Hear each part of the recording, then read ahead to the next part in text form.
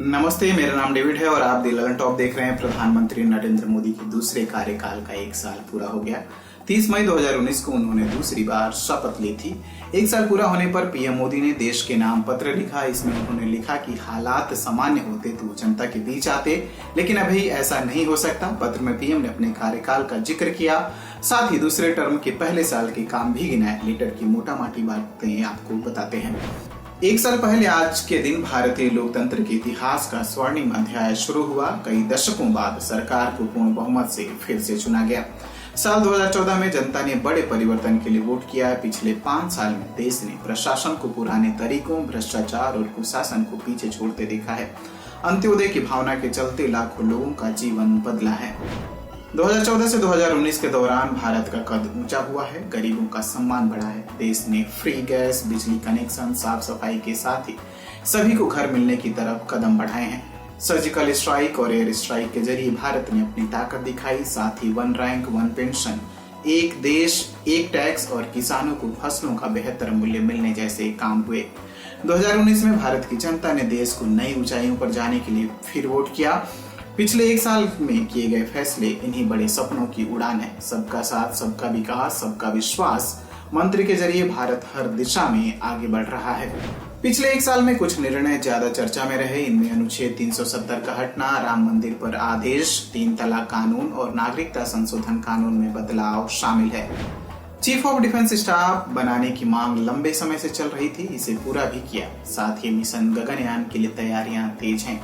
किसानों के लिए पीएम किसान सम्मान निधि योजना लाई गई। इसमें 1 साल में 72,000 करोड़ रुपए 9.5 करोड़ किसानों के खाते में डाले गए। लोगों के घरों तक पीने का पानी पहुंचाने के लिए जल जीवन मिशन शुरू किया गया।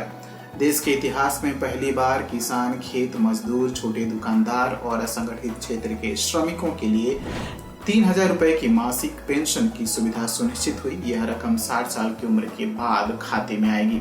सामान्य जन के हित से जुड़े बेहतर कानून बने। इसके पीछे 1 साल में तेजी से काम हुआ। इसने पिछला रिकॉर्ड तोड़ दिया। इस कारण consumer protection act, chit fund कानून में संशोधन, दिव्यांगों, महिलाओं और बच्चों को अधिक सुरक्षा देने वाला कानून बन पाए। हम तेज गति से आगे बढ़ रहे थे, तभी कोरोना वैश्विक महामारी ने भारत को भी घेर लिया। कई लोगों को आशंका थी कि कोरोना के चलते भारत पूरी दुनिया के लिए संकट बन जाएगा, लेकिन भारत को देखने का नजरिया बदल गया है। संकट के इस समय में कोई यह नहीं कह सकता कि किसी को दुख या परेशानी नहीं हुई। मजदूरों, प्रवासी वर्करों, कारीगरों, शिल्पकारों, रेहड़ी वालों, फेरी वालों को काफी तकलीफ उठानी पड़ी है। बंगाल और उड़ीसा के लोगों ने इस दौरान तूफान का सामना किया। उनके जज्बे को सलाम। ऐसे समय में अर्थव्यवस्था पर भी बहस चल रही है। भारत समेत बाकी देश इससे कैसे उभरेंगे, लेकिन जिस तरह से हमने कोरोना से लड़ाई में मिसाल पेश की है, वैसे ही अर्थव्यवस्था के मोर्चे पर भी हम दुनिया के सामने उदाहरण पेश करेंगे।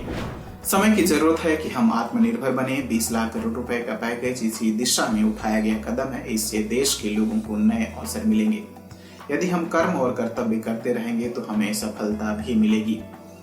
ये स्टोरी की थी हमारे साथी शक्ति ने। अगर इस वीडियो को आप यूट्यूब पर देख रहे हैं तो हमारे चैनल को सब्सक्राइब करिए, फेसबुक पर देख रहे हैं तो हमारे पेज को लाइक करिए, और अब तक आपने हमारा ऐप डाउनलोड नहीं किया है तो डाउनलोड करिए। Thank you.